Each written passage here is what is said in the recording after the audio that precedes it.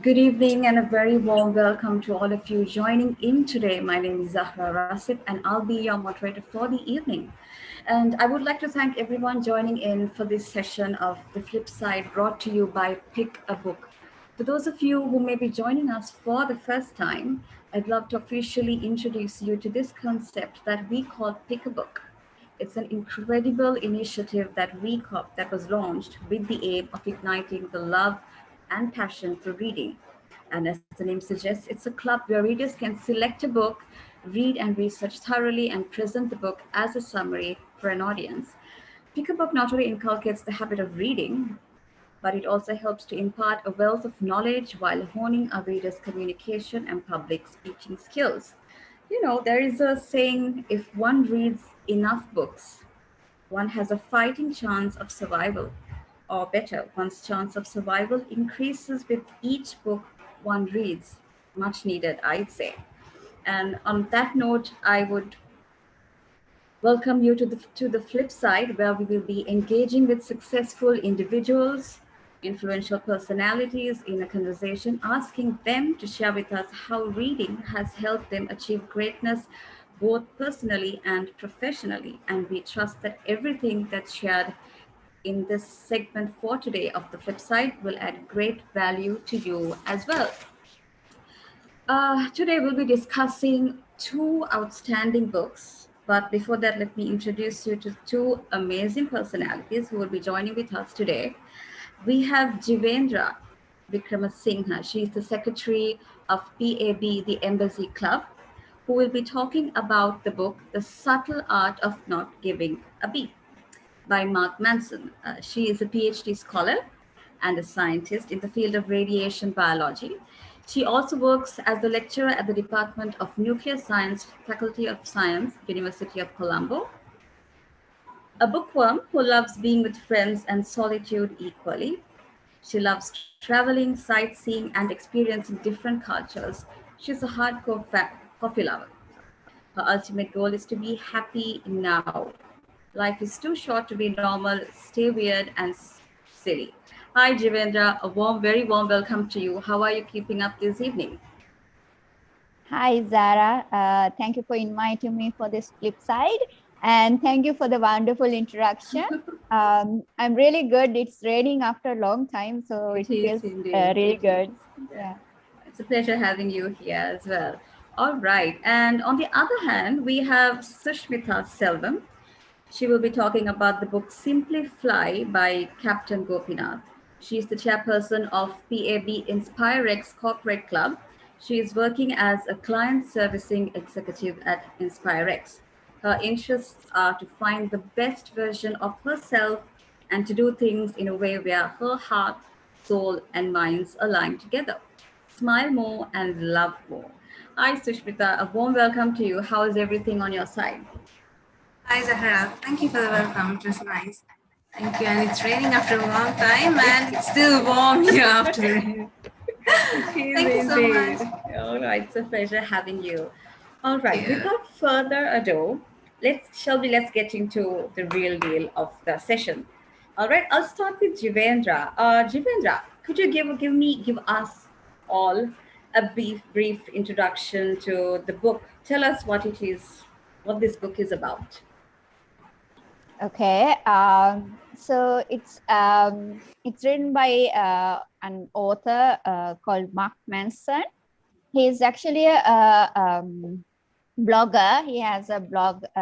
He's a blog artist, and you can read his blog on um, relationship advice and stuff, and how to live your life, on all the stuff. And the book is actually a bit. I found it a bit different from all the other so-called self-help books that I wasn't actually a fan of self-help books before I joined the Pick a Book. I'm a hardcore um, uh, fiction lover. So after joining Pick a Book, and I started reading self-help books, and then I got to know about this book. At first, I thought it was a some sort of guru to your life, But then I found that it's actually not a self-help book, but rather it's sort of like a guidance on suffering, like something that we don't usually talk about. It's something that we usually try to avoid in our life, like the problems and the suffering and the pain. Right? You don't really want to talk about that. But the book essentially talks about the pain and suffering in life, and it sort of guides you how to suffer better, right, if I may. Right? So we'll talk more about that. So that is the gist of the book. Right, right. It's probably like, embrace your suffering. That's pretty much like what Yes. I can see. All Yeah. right, Correct. interesting. Love to get in deeper into the book. Let's move on to Sushmita. Let's talk about a little bit about your book and the author of the book. Great. Yeah, Zahara, this book is written by Captain J.R. Gopinath. There's film also of this simplified book in Tamil, which actually initiated me to read this book. So this book is an autobiography of Captain J.R. Gopinath, and it is a very detailed manner where it is like it shows the importance of doing what you love. And like, if you want something that you love, you need to be patient, but at the same time, you have to work hard to. This book really talks about his struggle, like how did he establish what he loved and how he worked hard to get it, and the struggles he went through to get there as an entrepreneur. And it also helps in a business perspective how you should see that and how you should welcome the opportunities, and for a person who wants to establish a business, and for a person who wants to like do a business, start up a business, he has it in dream, but he doesn't know how really to start, but just by having the idea you want, but still you love to do it. You just have to put a little bit of a hard work and see every drawback in that starting up is an opportunity to you. So this book like teaches you how to strategically think and also the pleasure that you gain after doing what you love. Right. So basically, he says, no pain, no gain, isn't it? All right, interesting as it is. Moving on to Jivendra, what does it mean to not care?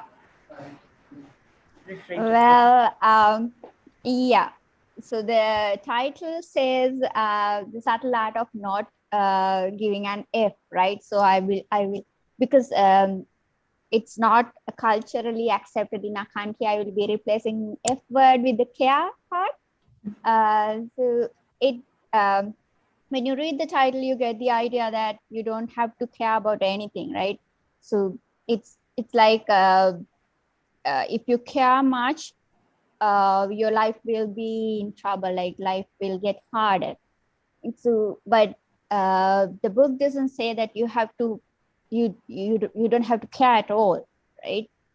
The book actually talks about how to prioritize, right? How it's a subtle art that by the, as the title says, it's a subtle art to choose what you have to care and what not to care. It's up to you. It depends on your values and your priorities and the way you think, your emotions and everything.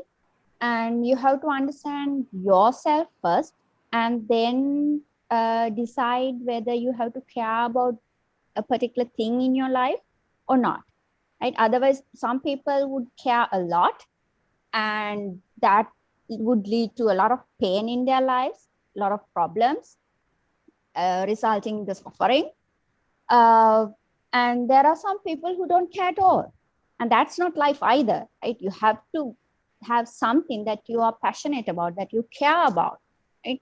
So this distinction between the things that you care and the things that you don't care, and how to decide, that's the subtle art that you have to have in your life, right?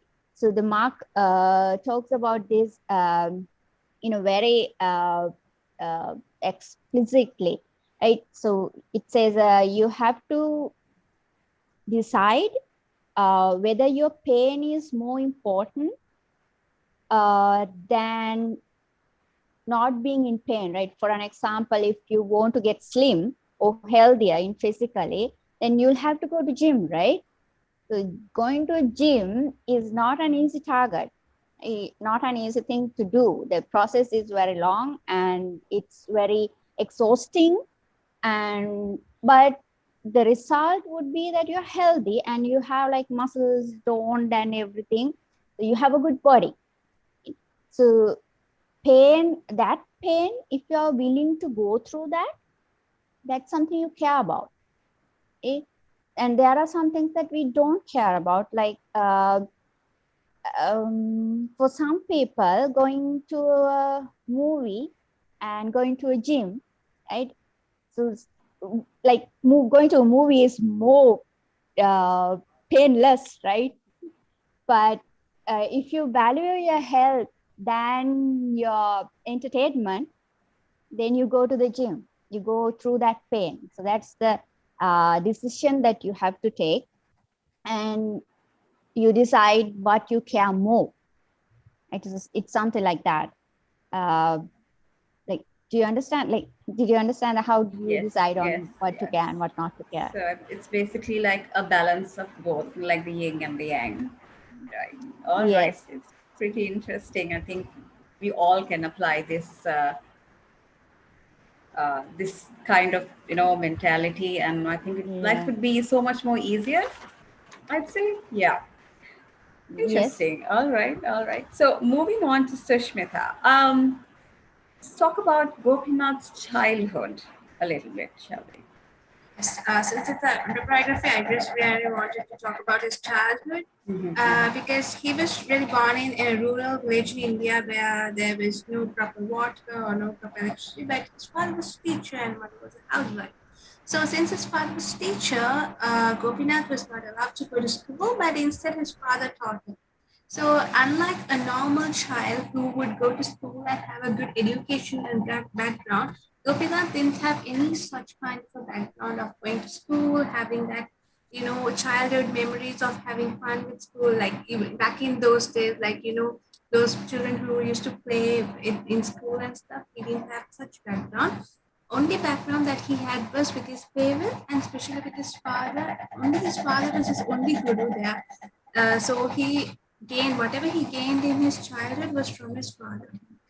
And also more of after a certain period, like he realized that the outer side world is much more within his love than within his family. So he himself decided that I want to go to something more than this, and he's capable of something more than that. And being with his father and being only with his father's like thoughts, minds, and process, and seeing every opportunity was gained from his father. So since there was an issue with the electricity at the village, the state village didn't have electricity at all during his time. His father used to write letters to the politicians, whoever who came inside the village to get votes and stuff. So he used to write letters every year, every single year till his growth, till Gopinath's growth. He was able to see that his father didn't give up in what he was determined to do. So that initially motivated him to go out of his house, and he got opportunities from the National Defense University in India, and that is how he started his career towards aircrafting, air defenses. Right, that's quite an interesting story, especially coming from a very difficult start. I think all of us take our beginnings for granted, when you compare to his. Quite interesting indeed. All right, moving on to Jivendra back again. Who is this disappointment panda that comes in the book? Yes. He's actually a superhero that Mark created. Right? If Mark had to create a superhero, like if you had to create a superhero, we'd all be going that cape wearing Superman type, the person who saves the world, right? Yes. So Mark went a bit overboard, and of course there's a cape, right? But this is a panda with that chubby cheeks and the tummy, the big tummy. I actually envisioned the Kung Fu Panda Kung while Fu I was Panda, reading this. exactly, yes. Yes, right. So he is called the disappointment panda for a reason, because he's not going to save the world or save you at any way. But he would go from door to door, knock on the door, and when the owner answers the door, he would say something really harsh, but the truth, right? For an example, he would say, hi, Mark, I know you're making a lot of money, but being rich doesn't make your kids love you, right? So that's the kind of stuff that we tend to avoid in our life, right? So if your family doesn't love you, you put yourself into your professional life, and then you go to the top of your tier, right? And you try to be happy from, like, you think you're going to be happy with that, but always there's that harsh truth that your family doesn't love you will always be there. But we are not confronting that. We don't want to go there, right? So disappointing panda's super ability is to tell you what you're trying to avoid, right? Because avoiding things are not gonna make your life easier, right? Because even if it's painful, if you confront that, then you know that your priority lies there, right? You avoid, the more it hits you in your heart, and that means it pains you, so you try to avoid it as much as possible. But what you have to do is confront it and try to find a reason why it hurts so much, why it pains you so much, right? And try to remedy that. Otherwise your life's going to be just hell, right? Because at the back of your head, you know it's there, right? So disappointed panda is that a superhero we all want, but we try to avoid. Absolutely. I was just about to say that we all need a disappointing panda at our doorstep, Yeah. isn't it? All Yeah. right. Moving back to Sushmita, let's talk about, how did he, the author, gain interest towards starting the flight operations? Yeah.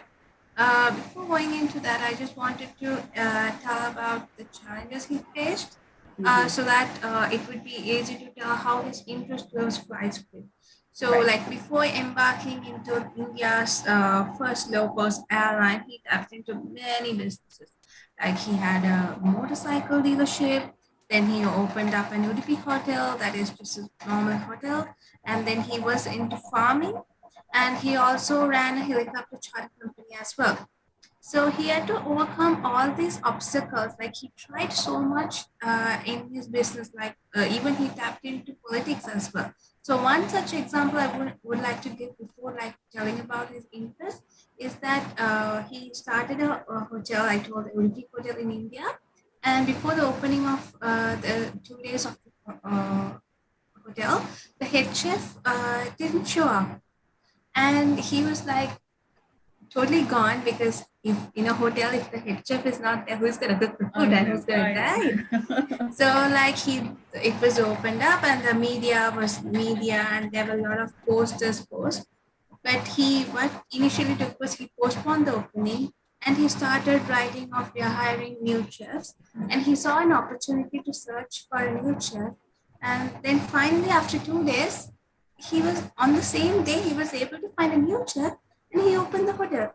He didn't back off just because his head chef was gone, but he thought of postponing, but still he had the thought in his mind that he can do it somehow or other. So he started it off with again advertising that we are hiring a head chef, and he went on finding. At the same time, people who told that he wanted actually to start a low cost flight, which is 1 rupee ticket flight. That's the low cost what I mean here. So basically, starting a flight for 1 rupee is not possible. Like even today, it's not possible at all with the rising cost, right?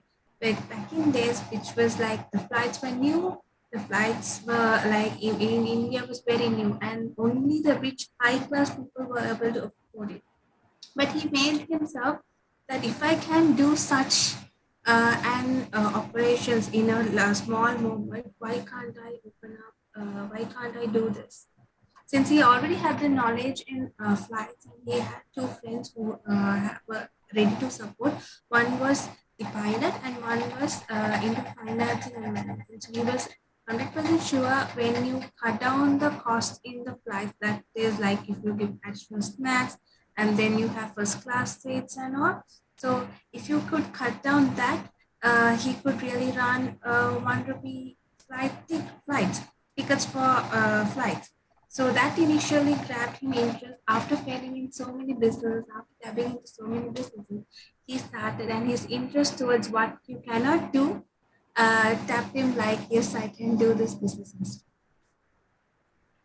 I think that's quite interesting because I think a majority of us have a lot to learn from that lesson, because I myself would find myself guilty of a moment like that, where I've tried and tried and I'm like, no, I'm done. I just, give up that, put aside. So I think this book would be the next book that I'll be, on my list of books to read. All right. Okay, moving on to Jivendra. It does talk a lot about, a lot of pain and suffering in the book, but it's not a self-help book. How does it work? Well, as I told you that it doesn't help you overcome suffering, right? Because as disappointment Panda would say, life is a process of suffering and pain. Like you get one problem after the other. Like you can't find anyone who doesn't have a problem, right? In nowadays, you go talk to your best friend and you listen to her problems before you even open your mouth, right? Everybody has problems. So it's just a huge pile of problems that comes one after the other when you live through your life. So the question that you have to ask yourself, the book says, is not how do I stop suffering, or how do I stop my problems, right? Because most people think if you don't have a problem, then only you can be happy, right? Like we think if I don't have this issue right now, then I'll be happy, right? Sometimes there are times like that. But the thing is, if problems come one after the other and it's a long process of problems, then you can't stop it. Then what you can do is ask yourself, why am I suffering? Right? What's the root cause of suffering? It sort of requires self-awareness, a lot of self-awareness. That's why most people wouldn't do it, right? If you're suffering, if you're in pain, right, you have to ask, what do I feel right now, right? So it's sort of like peeling an onion, because you're going to have a lot of layers and a lot of tears when you do this, right? Maybe I'm angry at someone, right? That's my emotion. But then again, why do I feel angry? It just I'll take a simple example, okay? Right? If if I'm wearing a pretty dress that I think is pretty, right, and my friend comes in and says and spills ice cream on it, right, I'd feel angry, right? And imagine he had said that dress is not pretty at all, and then he spills ice cream on me, right? So now it's going to be two problems, right? He said this is ugly, right, and he spilled ice cream on it, and I have two problems and I'm super angry. But if I stop and ask myself, why am I angry? Then like it's okay, it's he spilled ice cream, but just because he said this is ugly, why do I care about it? Hey, this is my dress, I think it's pretty, so I'm wearing it. What the f? Why do I have to give an f about what he has to say, right? So that's the moment that you realize that you are in love with him and you want him to appreciate your dress, right? I'm just giving an example, okay? Right? So you have to go to the deep rooted levels to understand your emotions and why you feel like that and why you suffer. That's why you suffer, because you like him and he doesn't like your dress, right? Dress is an important thing to you. So this is just a simple example how to be self-aware. And And there's another part to this, right? Being aware about yourself and your emotions. Your emotions come from your values, right? And imagine that in this particular scenario, you value your relationship with him, right? Is it an important value to you, right? Is it a good value to you, right? Because if your life is filled with bad values, like being a celebrity, right, it's not a very good value to you, right? In my case, being a celebrity is not a it depends, that like values depend on each and everyone, right? So for in my case, being a celebrity is not a value, but being appreciated by that person is valuable to me, right? So if you have good values, then your life is better, like life gets better. And if you have bad values, life gets a bit hard, right? So if you want to have a better life, you have to have better problems, right? I don't know if how much you understand this, because as I said, you can't have a problem free life, right? For an example, take a rich man and a poor man. Both have money problems, right? You might not agree with me when you say rich man has a money problem, but he does. No, I He absolutely agree. right. Yes. He has to be constantly on the move to compete with others, and he has to True. know how the stock market changes, and he has to know which company to invest in. So he has money problems too, but he has better money problems than the poor guy, right? Do you agree with me? Yes, I So do. likewise, Indeed. see, likewise, you have to have better problems in your life than bad problems. So that's how you uh, change your life, and how you suffer better, actually. Right? Did you understand anything on Yes, any of yes, I that? did. Indeed. I totally agree with this concept. And I think if Yeah. all of us could agree, implement this idea into our lives, we could all go a very long way. Interesting, Yeah. interesting indeed. Going back to Sushmita, let's, before talking about Deccan, am I pronouncing it correct? Yes, Deccan? Air Deccan. Is it right? What are the challenges he faced in trying to build Erdogan? So as I said, he actually tapped into like many businesses before going into there. So it's basically like more than setting up Air was not easy, because he had, like, when his idea was initiated, the other flights which were already running up and down and which charged high prices were like, okay, his concept is right. But if people starts knowing that if he establishes this concept, their flights are obviously going to drop down, because even if it's to rich to poor man, who would not try a 1 rupee ticket? So definitely, and he could operate more flights. So as a challenge, initially what he had was he wanted to do internal flights. So he has to go to each unused flight grounds, and he had to or invest in them to make the roads and make the pathways to runways to everything from initially. So he started scratch from the airports. So it was not only buying flights and investing, like finding pilots and all, but it was like starting from a scratch to owning an airport.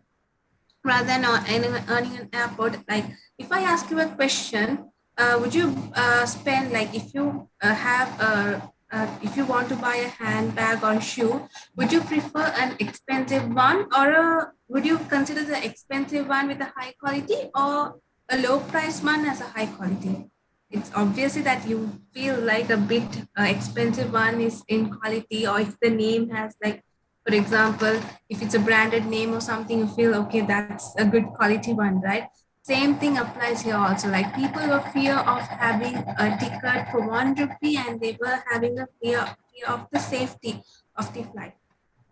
So he had the challenge of like changing the people's mindset that this is not an unsafe journey that you're going to have, but indeed this is an opportunity for each and every individual to use a flight for their traveling purposes.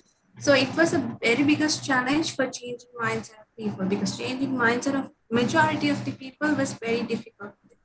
And as well, there were many competitors in already running up and down the flights, and there were many investors to those.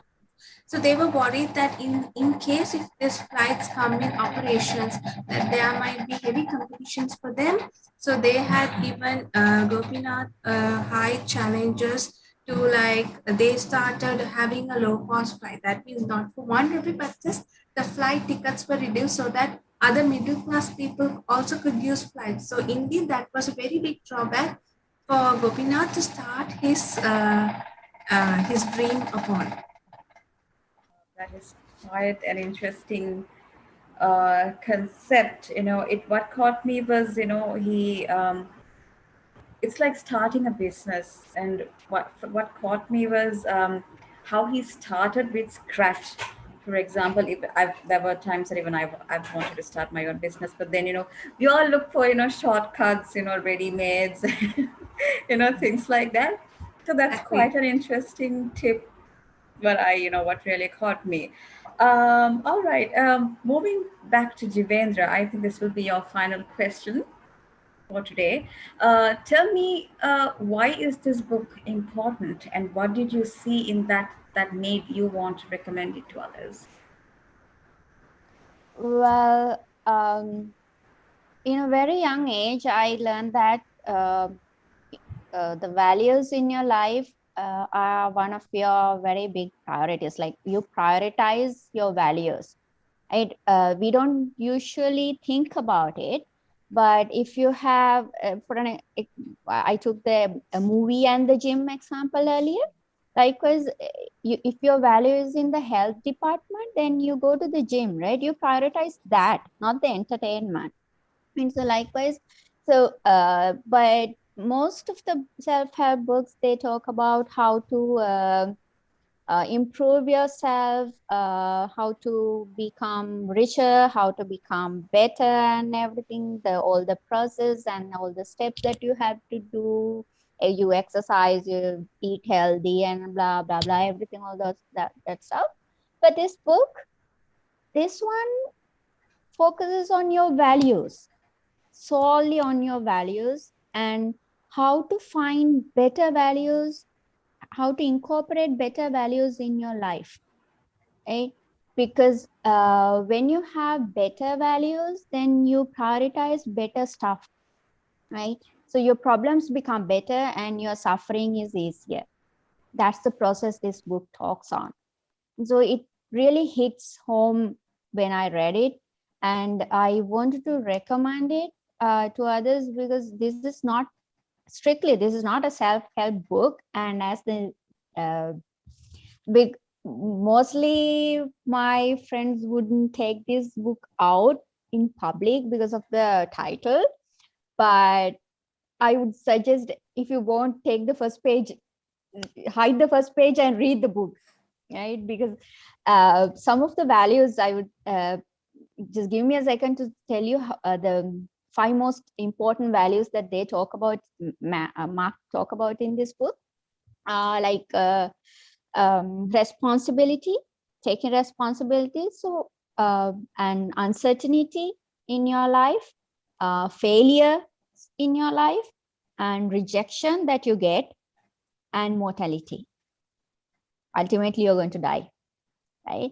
I will take the first one and explain why it's important, and the rest you can just read the book and see. Sure, please do. It says take responsibility to everything that happens in your life, right?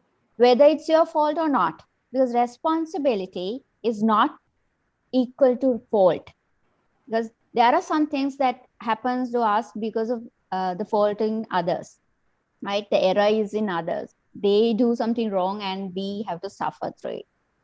But take responsibility for your life, right? take responsibility for your emotions, how you react to it, how you respond to it, how you feel about it, right? You can't correct someone else's mistake, but you can correct your life, right? Most people do not take responsibility to what happens in their lives because they think taking responsibility means that I have accepted the fault. It does not. Those are two different things. Sometimes, yes, your fault becomes your responsibility sometimes, but it doesn't have to be all the time, right? Take responsibility and just see how your life changes because you know how to react. Sometimes you don't get angry and hit the other person. You restrain yourself, you take responsibility, and the argument is solved, right? So that's what Mark talks about, and it really opened my eye to another dimension in life. So likewise, there are four other values that you can incorporate in a life that are really, really important, and you could really see your pain and suffering become much more tolerable, right? So that's why I wanted to recommend this to others. I hope you read it. Yes, indeed, and sounds quite interesting. And the concept I can totally apply to my own life as well. And everyone, I'm sure pretty much everyone who's with us today would agree on this. All right, moving on to Sushmita's final question. How did Air Deccan take its business transformation? Yes. Edeka, like Gopinath, starts with saying what a business really requires. I really see where Jivendra explains about taking responsibilities and, giving importance to values. So here I really say that book is got its connection, the two books got its connection. Because it's in the autobiography, Gopinath really valued his dream.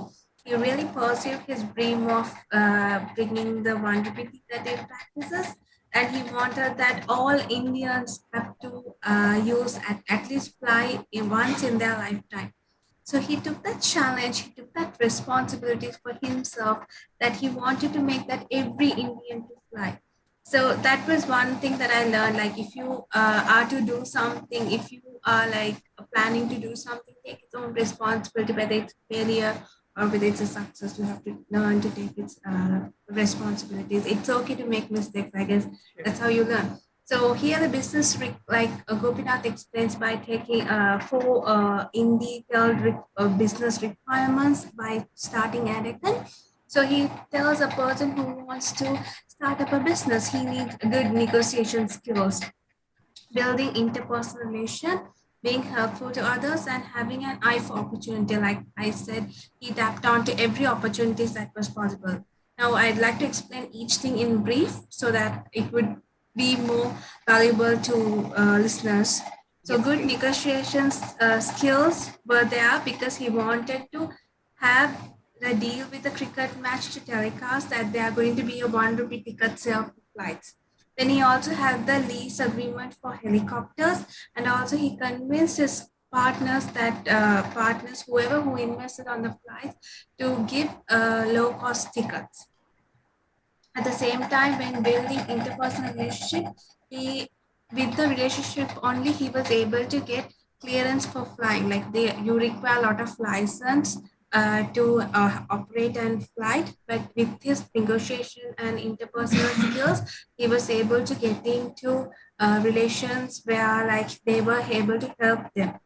At the same time, being helpful to others, like it, being a businessman or starting a businessman is not only about yourself. You whatever you gain from the society, you should be able to give it back also. That if it's giving you profits, and because of profits, you maybe even profits or brand name or whatever it is, it's because of the society is giving you. So in return, you have to be able to give them back something. So it's about being helpful to others, fulfilling others' dreams. So he took up the challenge of making every Indian fly. That was one of his biggest dream, and he helped every Indian to fly. At the same time, he also launched air ambulance, where if like because India is a huge country. So in case, and North India basically had a lot of health issues due to sufferings. He brought air ambulance into practice, where flights were used as ambulance in case of an emergency. So people from South India can fly to North India for medical purposes or anything. So that was one of the things that he gave back to the society after studying editing. And also, an eye for opportunities is one of the greatest thing that the book gives you as a young person who read that book. Every opportunities that you overcome, maybe it is, let it be difficulty, or maybe it is a failure, maybe it is a party that you go. It's all an opportunity to have an experience in whatever it is, whatever the field is, so that next time when you go to do, you have that experience that you have learned from each opportunity. That was one. And finally, that I would like to tell, the beginning of air ticket was with the validity of 1 rupee ticket that came into practice, and later on, with the expenses, the flight charges increased, and he had to give up on the air ticket because he lost his major shares, and later it took over by Kingfisher. But still, he is running charter flights, and also he's using cargo flights for low cost. And still, he's been a hero for every Indian who flew in his flights. That's one of the biggest story and biggest autobiography for a young person, or for people who want to become businessmen, to read and understand how they can overcome obstacles, and how see failures as opportunities. True. It's really interesting. I mean, this book, like you said, doesn't have to stick to the older people. I think it applies to literally every age, I'd say. Yeah, and looking at these two books together, it goes hand in hand. One book says how to balance your failures, your struggles, your the negativities that shoot to be able to balance it like yin and yang. And from this book it says, it, even though there are people who say, try and try, one day you'll fly, but this book really goes so deep and so intense with that quote. Yes, these two books will be my next two to be read on my list of books. Unfortunately, we have come to the end of this session. I would say it's such an inspiring and interesting session with Jivendra and Sushmita, with two outstanding books. We'll see you again on another interesting flip side webinar series. I thank you, Jivendra and Sushmita, once again for such an inspiring session for tonight. This is me, Zahra Rasip, your moderator for this evening. Until then, I want to thank everyone else who joined us live for this session today. Hope you guys have a wonderful evening and have a very good night. Thank you. Thank you. Thank you, Zahra. Thank you and good night. Jivendra. Good day. Thank you, Sushmita. Bye.